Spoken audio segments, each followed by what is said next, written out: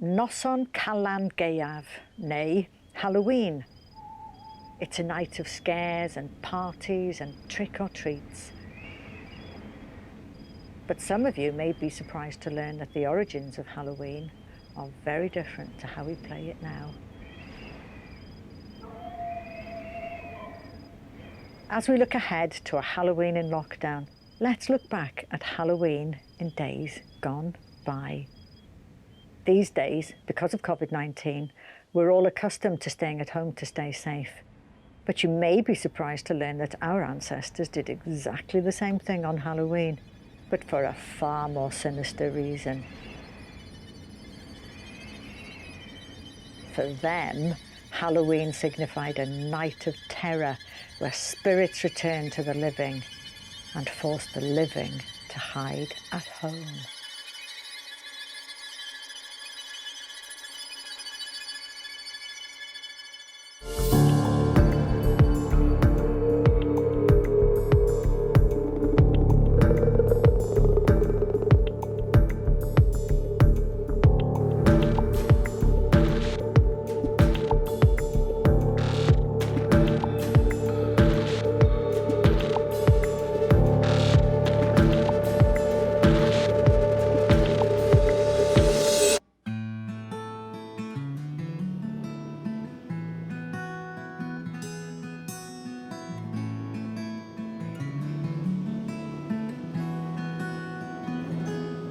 Dwi yma ym Mhorth Swtan heno. Tonight I'm here at Port Swtan. Behind me is a little gem of a place. It's a cottage that was restored a few years ago to exactly how it would have been several centuries ago. And we've come here tonight to see what it would have been like for our ancestors to live in a place like this. We're here to find out what the atmosphere would have been like on Halloween at a place like this over 200 years ago. Did the family who lived here all that time ago, did they believe that the dead walked again on the night of Halloween? Did they use any spells or charms to keep themselves safe from evil spirits? And what sort of family traditions did they build up around Halloween as they came together to keep safe on that special night once a year? But before we start exploring those questions, I want to find out a little bit more about the history of this special place. Let's go have a look.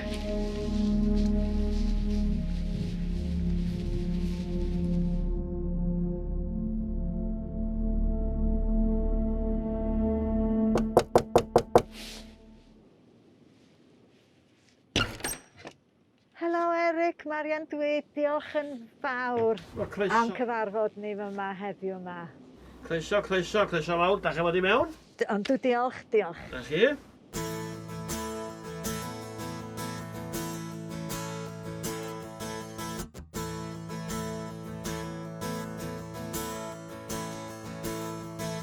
Beth am dechrau gyda tynad o'r hanes y bwthyn diddorol yma? Wel ie, iawn, dowch ymlaen. A at y tan i gael sgwrs bach. Oh, perffaith. Diolch. Diolch. Oh, this reminds me of my grandmother's fire. Ia, mae tan yn bwysig iawn. Cwcio, cnesu a cnesu dŵr. Oedd yn gwneud bob dim i'r teulu bach. Well, I remember that, you know, from my nine. She used to cook, she used to do her washing, she used to do all the hot water, everything from a fire like this. O rhaid codi'n gynnar yn y bora i wneud tan i gael panad o de yn dweud. And what sort of work do people do to keep themselves occupied?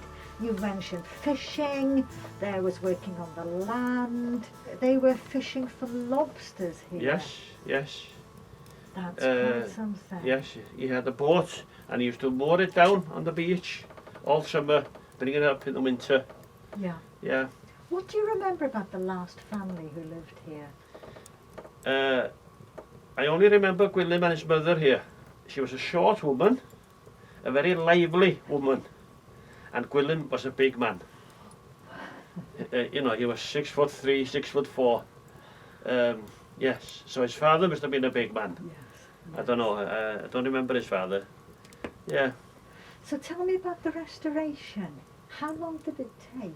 Well, it took us nearly 2 years.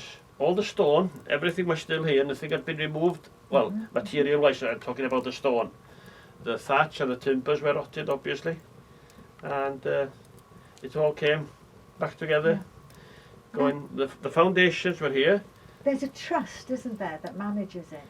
Yes, the Friends of Rutan. And we've leased it off the trust. It's open to the public and schools. And also there's 2 curators that get paid. So it does bring an income. Not a very big pay, but they are local people, and we're open 6 days a week. We're relying a lot on volunteers to do little bits here and there, the painting and stuff like that. Yes. Now, are there ghost stories? Well, yeah, there are 1 or 2. Storiau ysbrydion. Da chi eisiau siarad amdano nhw? Well, they say they've had presence here. Right. What sort of stories have they been telling you? Well, there was a young girl that died. She was knocked by the sail in the mill in the top. Oh. And they reckon she's buried in the field to the back of the garden. I don't know. Do you know anything about her name? No, no. And have people seen a little girl walking around? I wouldn't know. They've been here a few times. One of our members stopped with them one night. Yes. And he saw this table rise up off the floor. Whoa! So that's what he said. No, so I can only say what he's saying. Did he describe how he felt about that? Well, he was a bit, shocked. I bet he was. Yeah. Now, it'd be very interesting if our medium, the spiritual medium who's coming here tonight, picks up on that. I really can't wait to hear what he has to say. Yes, yeah.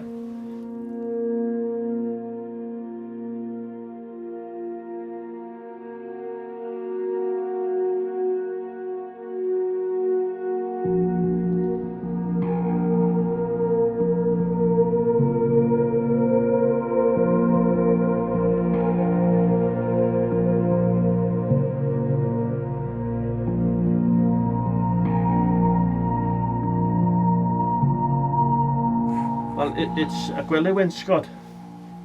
A wainscot bed. Yeah, Yes. And 2 slept down, and the kids would have been upstairs. We'll have a look at the in the grog loft. A moment. And everything they had was here. Everything. My grandmother had one of these. Yeah. Do you want to tell us about this? Well, it's a hot water bottle. They used to fill it up and put it in the bed before you got in, and to warm the bed up. That would have kept your toes warm, wouldn't it? Yes. It's amazing, and of course it's made out of ceramic. Ceramic.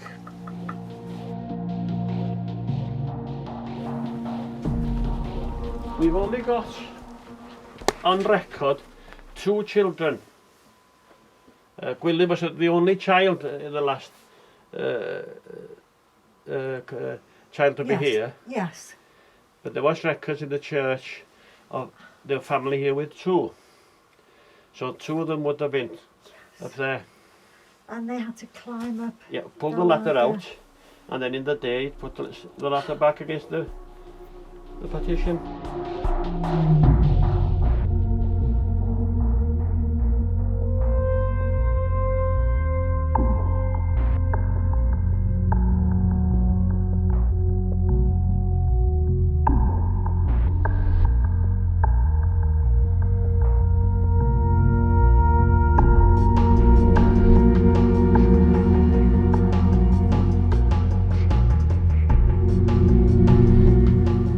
Siwr bod gennych chi storiau diddorol. Dyna hanes y tŷ. Y tŷ mewn i'r tŷ fach. Ia, yn bychan ond yn gysurus iawn. Wel, diolch yn fawr am hynny. Croeso, Diolch yn croeso fawr chi, iawn. croeso. Reit, a da ni rwan yn mynd Ie, ni weld i aros yma am y nos. Diolch.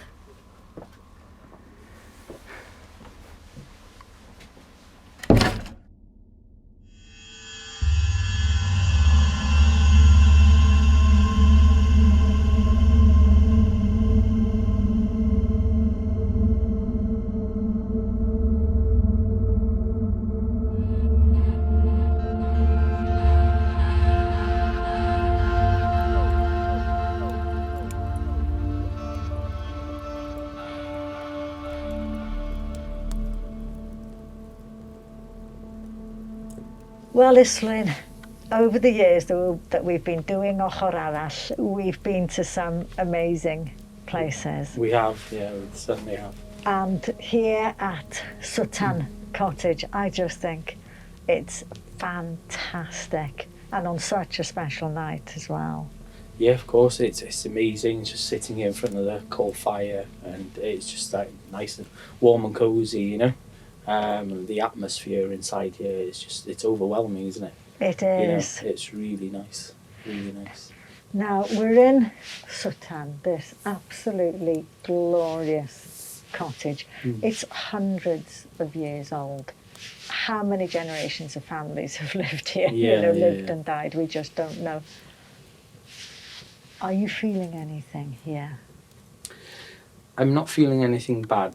I'm feeling it's quite a cosy place. You know, I have felt it's been active, but whether it's active with being in between us or the energy level, but I've not felt anything threatening.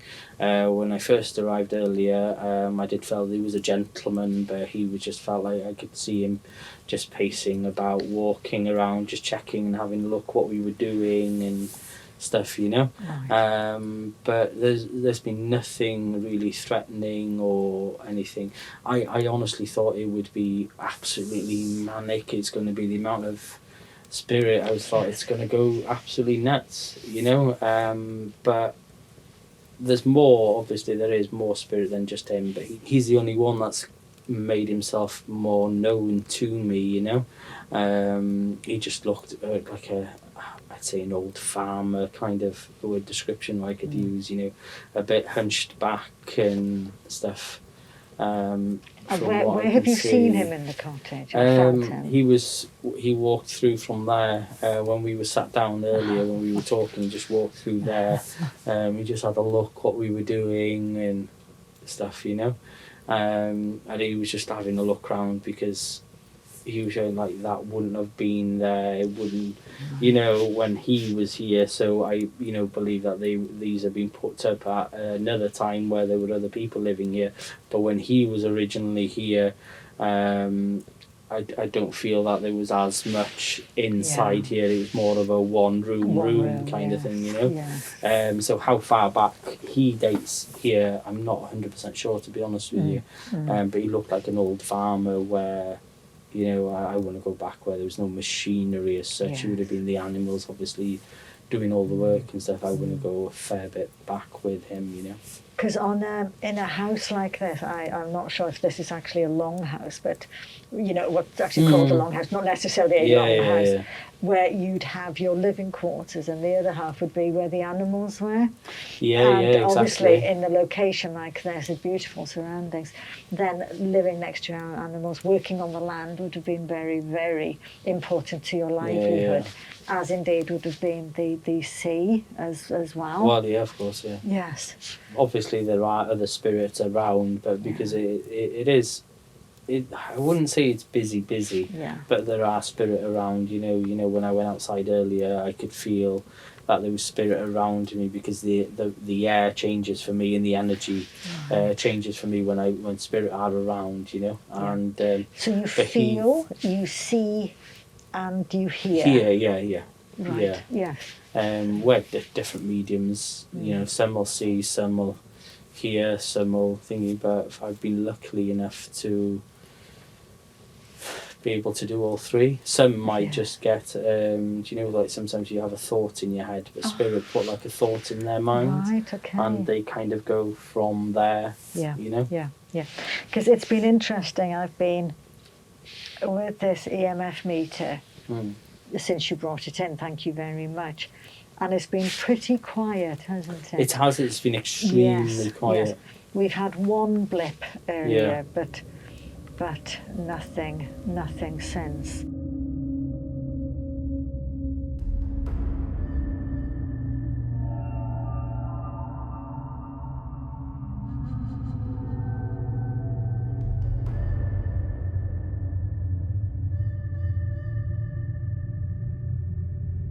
When did you first start realizing that you had this ability? I was about 8 years old when I first started, but spirit were coming to me in a dream state. You know, they weren't. I couldn't physically see spirits. They were just coming to me in a dream state, and I was just having the same dream over and over and over. Until I actually asked my mum, I says, well, I've been having this for a while now. What is this? You know, can you help me?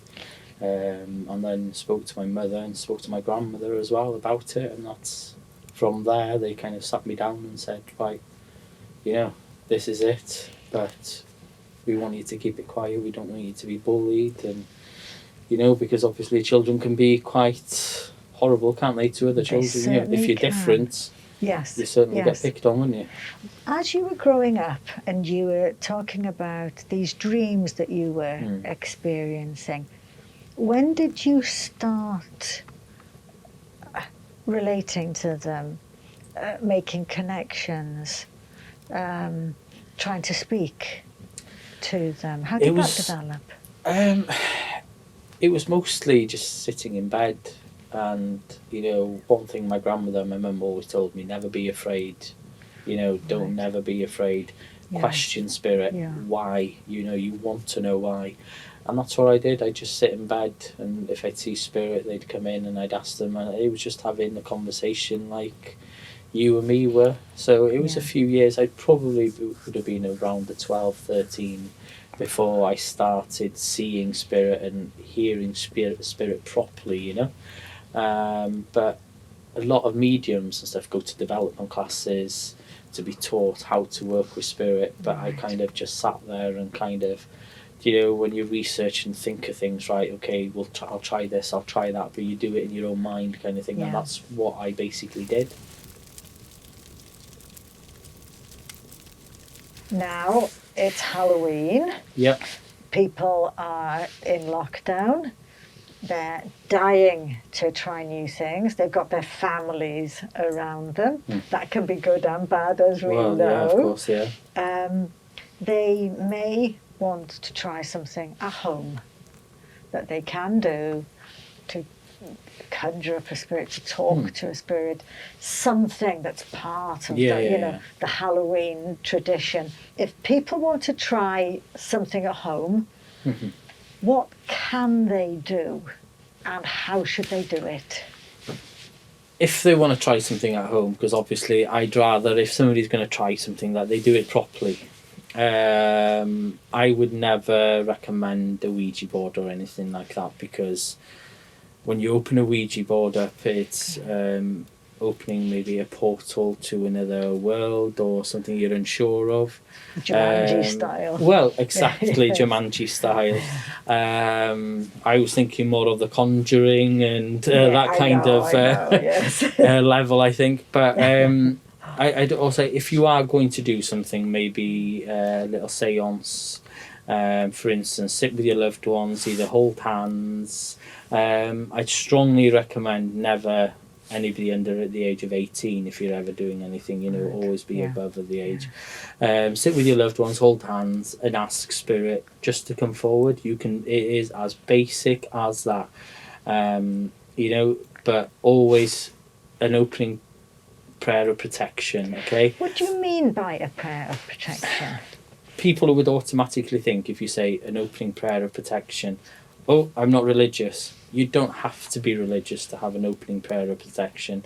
It's asking whatever your beliefs are, whether they be angels, whether they be your loved ones, for instance. When I work with spirit, I always ask for my mum or my loved ones to come forward and protect me. Some will ask angels and stuff. You can ask God, Jesus, whoever you believe in, is entirely up to you. Me personally, I feel there'd be nobody that would protect me more than my loved ones. So you can do, you could actually Google an opening prayer, a spiritual prayer, or opening a circle prayer, and you can just change the names or whatever to either your loved ones, and you just say it out. You don't have to say it out loud. You can just read it in your mind, and you just like, while joining the two worlds together, we ask that you protect us. While communicating, bringing the love, the laughter forward and stuff. It's basically as simple as that. But I would highly recommend never to try anything without some sort of protection. You can actually imagine the protection. For instance, when we did in Beaumaris jail, we did a protection prayer over everybody that was there, and we told everybody that if you're ever feeling threatened, imagine yourself in a big white bubble. Okay. Right. Divine Spirit, we ask that you come forward this evening and watch over us as we bring the two worlds together. As we communicate this evening, we mean you no harm and no disrespect. We want to prove to these people that are attending tonight that the two worlds can communicate together. Come forward, give us the evidence that your existence is there.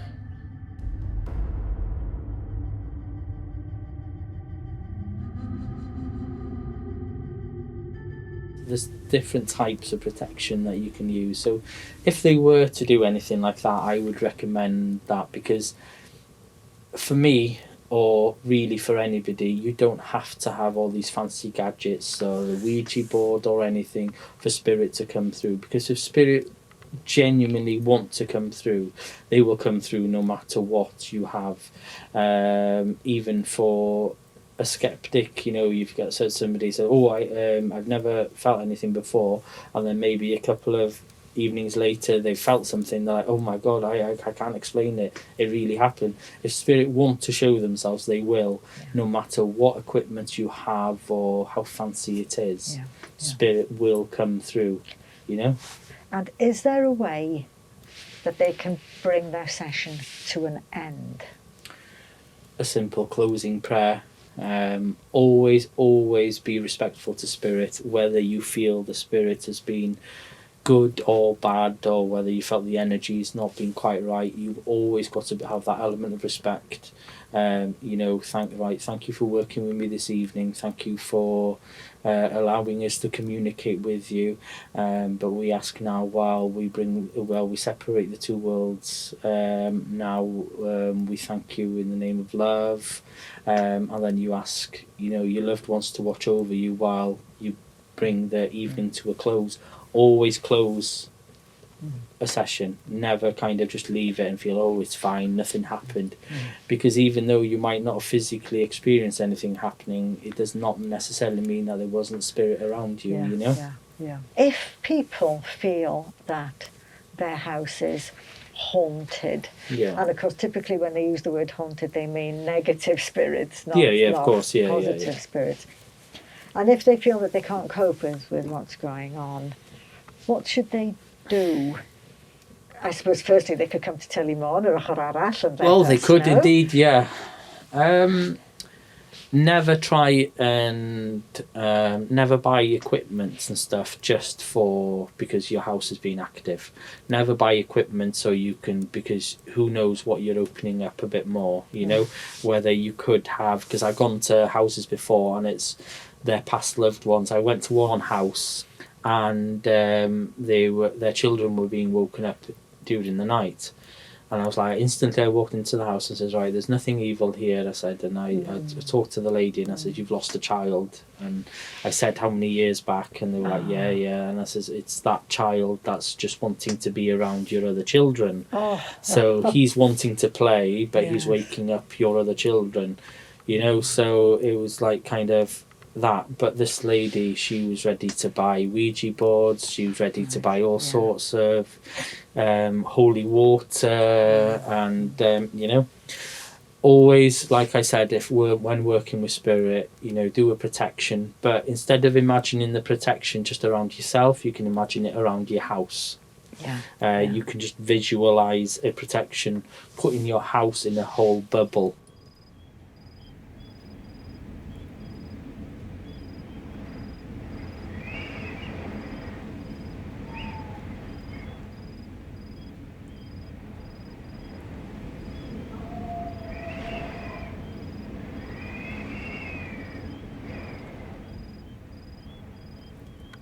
Now, you have your dowsing Yeah, my dowsing rods, yeah. rods here. Yeah. Do you want to give them a Yeah, we can do if you like. go just to see? Yep.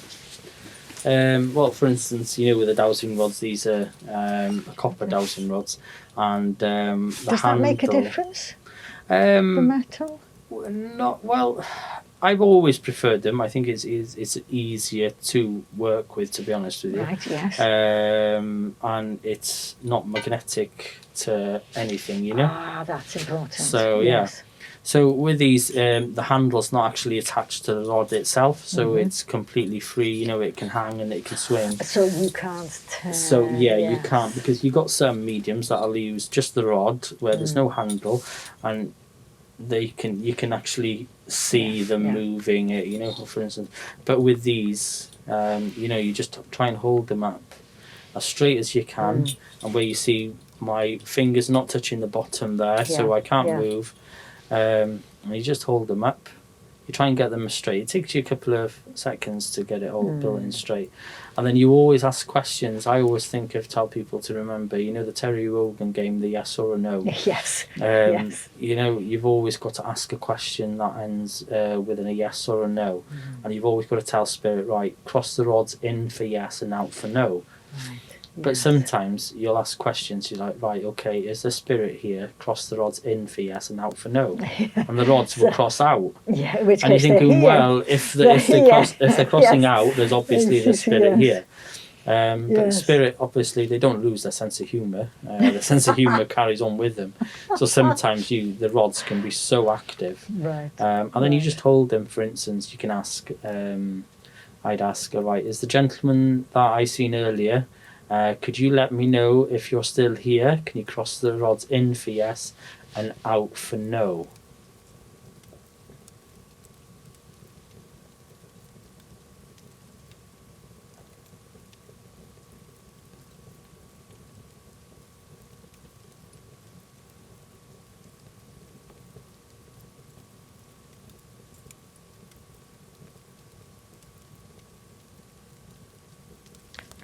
Now they're going in. See? Yes. They've crossed in. So then after you've asked that question, you've got to drop the rods again, and you've got to place them up. It's quite a thingy way to do it. And then you've got to set them up again, and then you've got to ask. I always try to kind of have my either thumbs like this together, because it makes you a little bit more sturdy, or my fingers like this. Yeah. And then you can ask the questions again. You try and get the rods even. It says, right, okay, could you please point to where you are standing, please? You can move one of the rods or the both.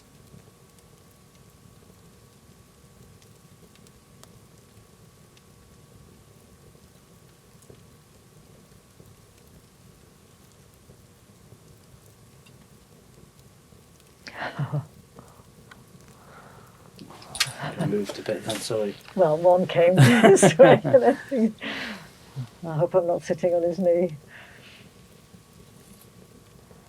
Right, okay, can you do that again for me, please?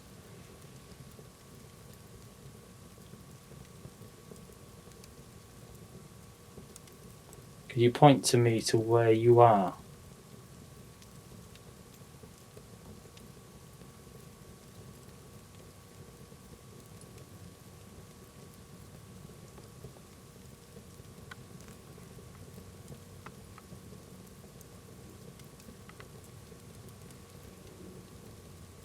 Okay.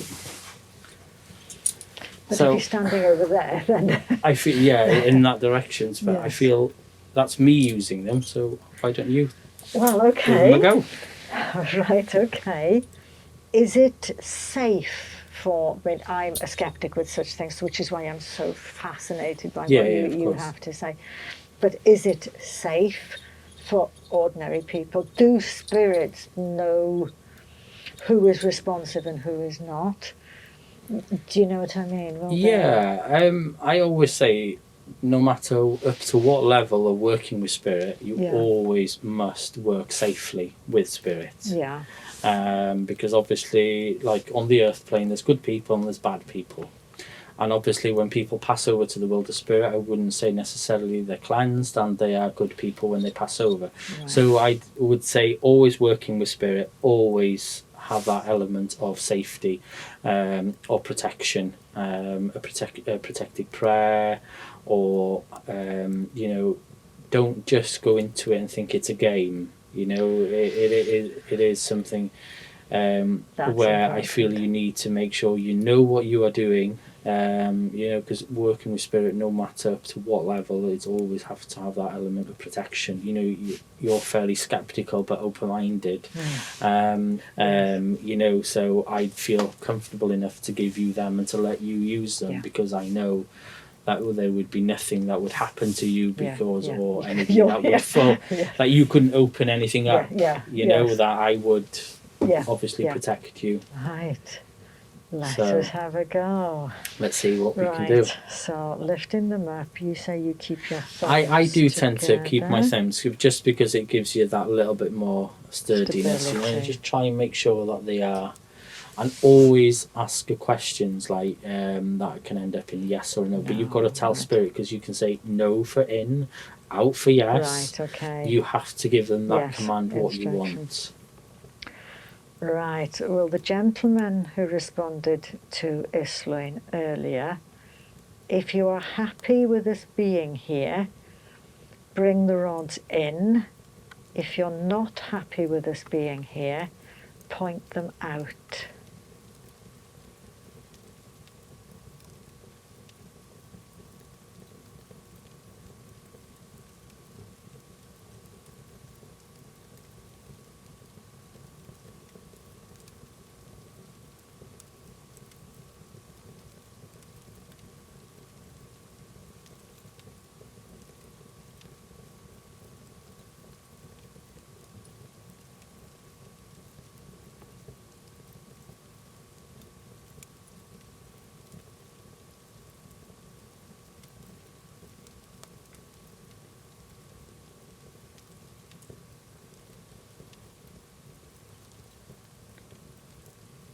Ah.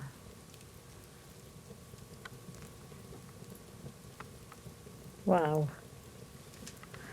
You know? Wow. And I have no wire or No. a fishing line or anything to move them. And I have not moved my hands as much as Exactly.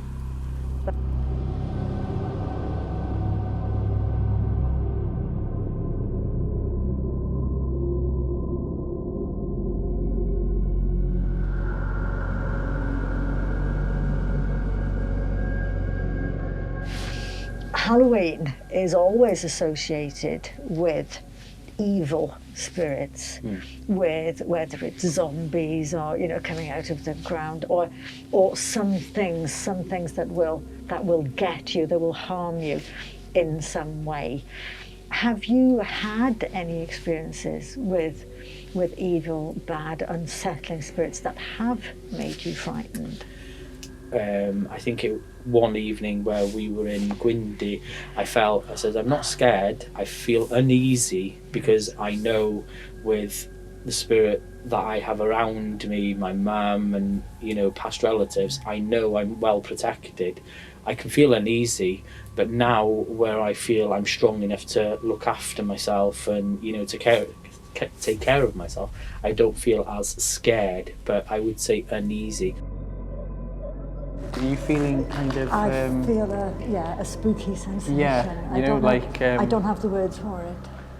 You know, but it's not a threatening one, but it's like you're walking through something. Yes, you know yeah? there's something, yes. Especially, here. Oh, yes. It's a crazy sensation. I don't think I've ever felt this before. I feel so cold, so cold. Yeah, but it's like... Oh, how can I don't know how to explain the feeling. It's like I feel like I'm goosebumps. Yes. But it felt like quite, you know, it's like a nervous feeling, but I know I'm not nervous. As in...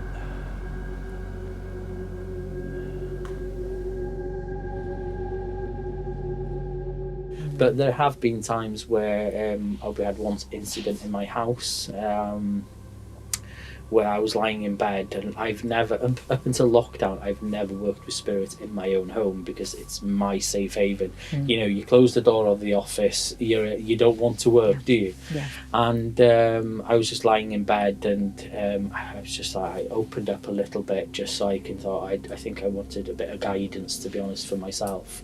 And then I didn't close down properly and this and that, and I woke up and I felt like I was being choked. I felt there was, when I opened my eyes, because we've got like a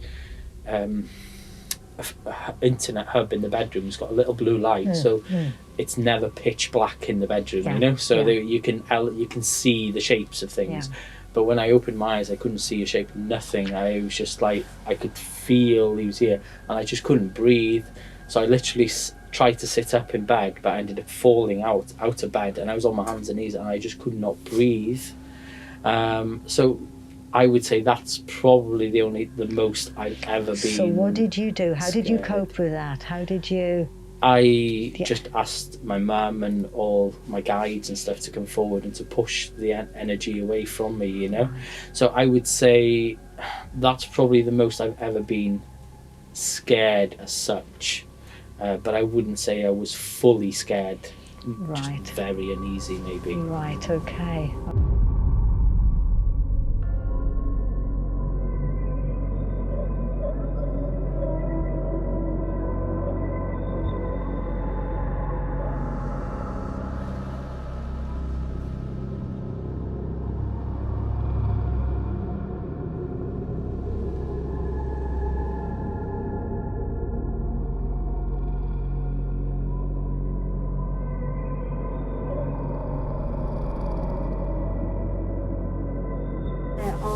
Quite a few sort of traditions around Halloween, you know, not on Caman Gaeaf, associated with females, human and non-human.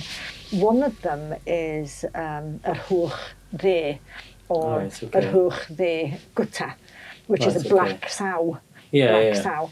And the Hwch Dde Gwta is a black sow without a tail. Right, okay. And apparently, if you saw a black sow with or without the tail on Halloween, then it would bring all sorts of calamities.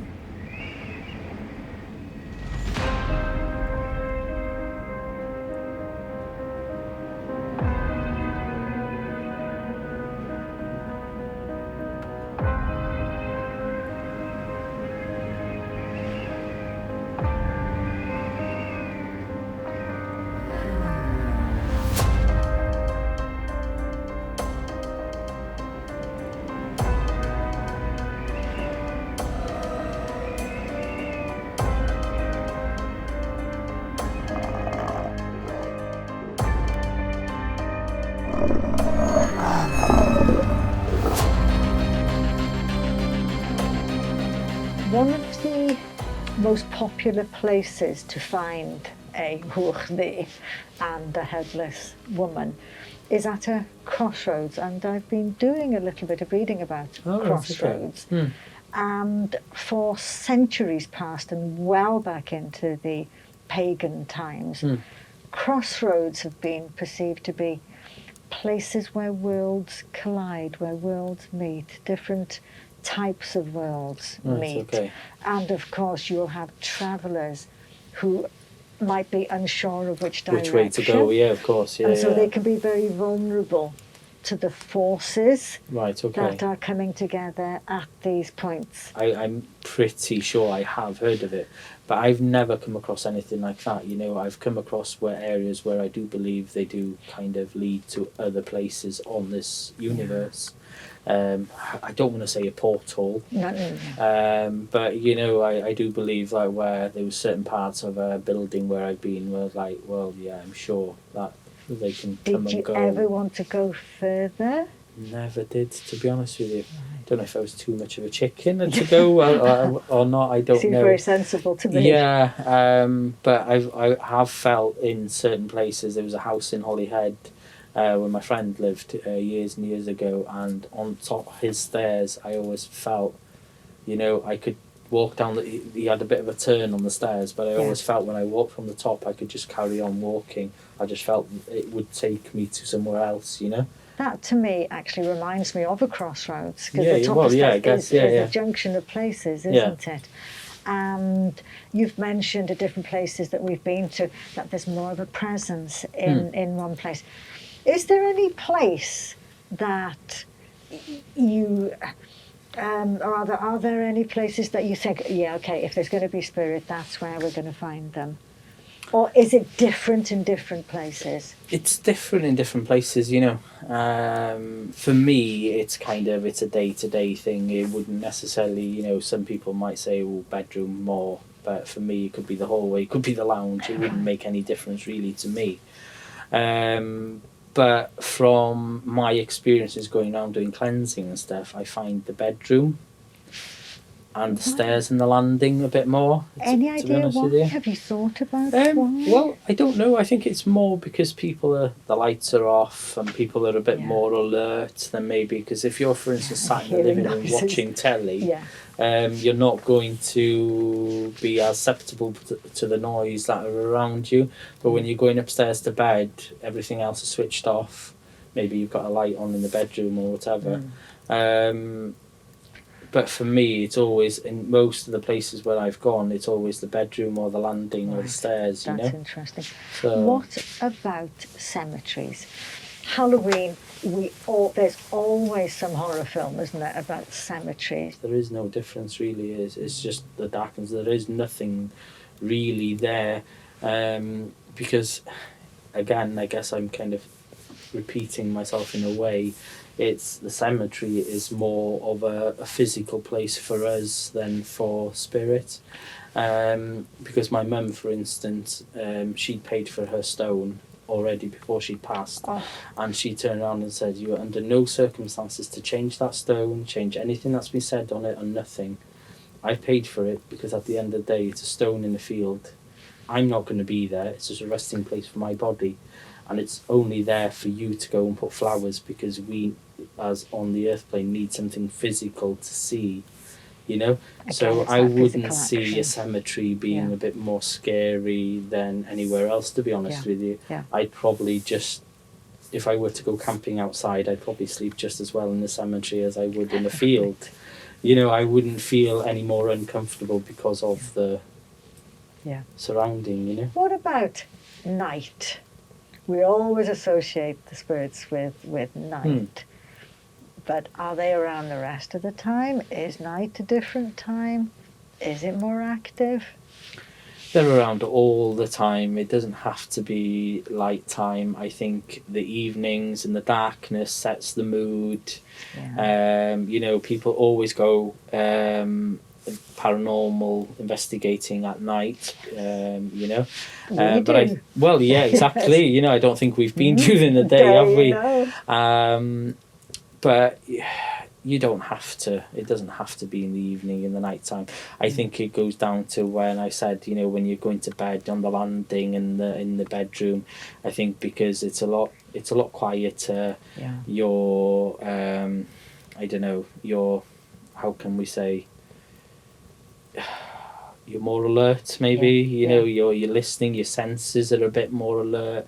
Yeah. Because at dark, because you know your eyes are open a bit bigger, because you're like, what's that? Because it's meant to be where everybody's in bed and where everybody's sleeping in the evening, so that's when people tend to kind of go investigating more.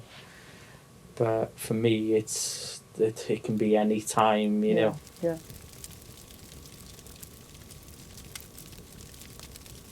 So I've learned a few interesting facts from you, but could you tell me a bit more from where Halloween actually come from? Because I'm sure the viewers would like to know where it originally came from. Yeah, sure. As I'm sure you know full well, Halloween itself as a tradition goes back centuries. Obviously, Christianity as a religion goes back 2,000 years to the birth of Christ, but we know that there were pagan traditions to do with this time of year that go back well beyond there, well as far back as we will ever know, and certainly well before we can remember.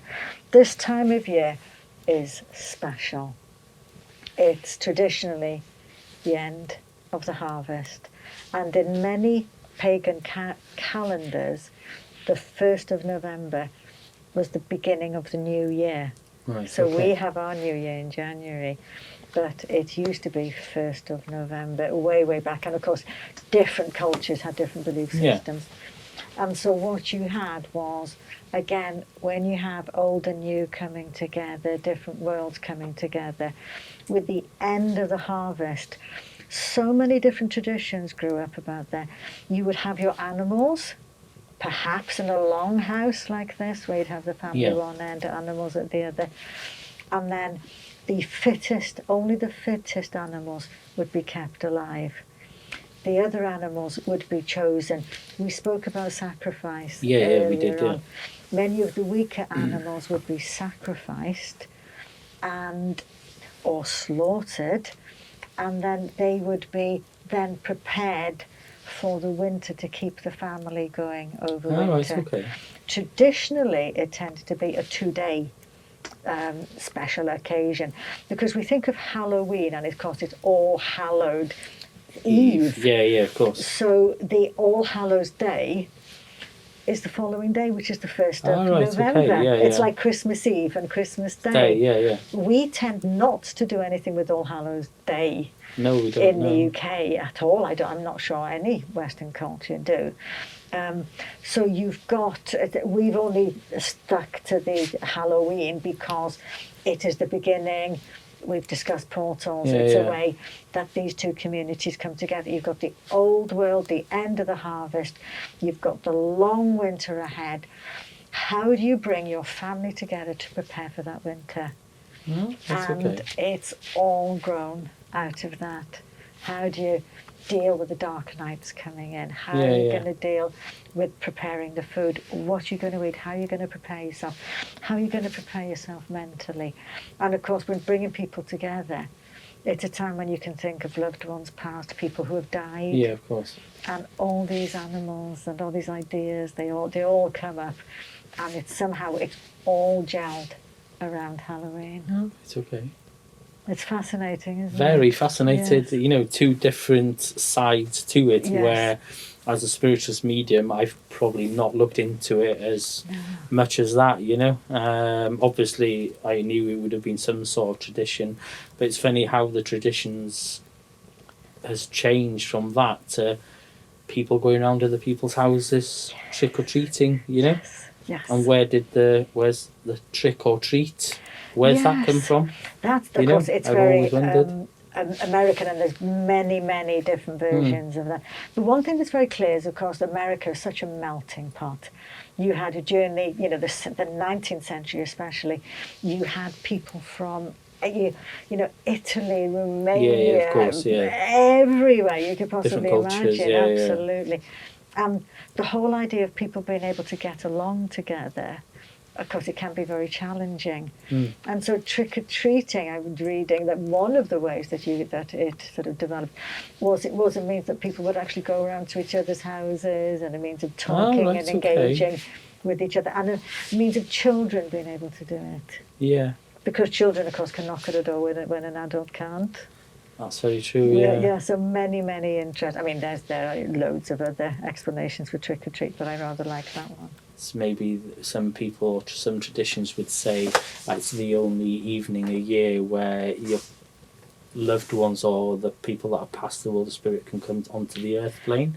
Or where does the spirit side come into it? Again, there are many reasons that I've seen about this, but one of them is because of this old world and new world coming together. Right, okay. And whenever there's a collision like that, then it somehow creates a rift in the natural world, and that will allow spirits to arise up. Okay.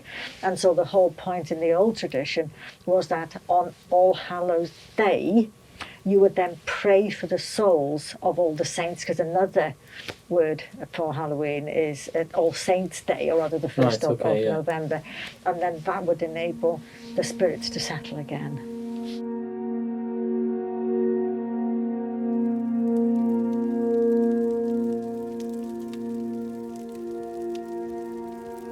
As the fire slowly turned to embers, Iswin and I talked into the night. Halloween in all its forms will continue far into the future, and it's been such a pleasure to explore it this evening here at this site. By the time you watch this, on Halloween itself, we will all be in our second lockdown, and we hope you're all staying safe indoors around the fire. And after what we've learned tonight, that is a very good place to be. But after lockdown is lifted, you've got to come to Sutton and experience this unique and wonderful place for yourselves.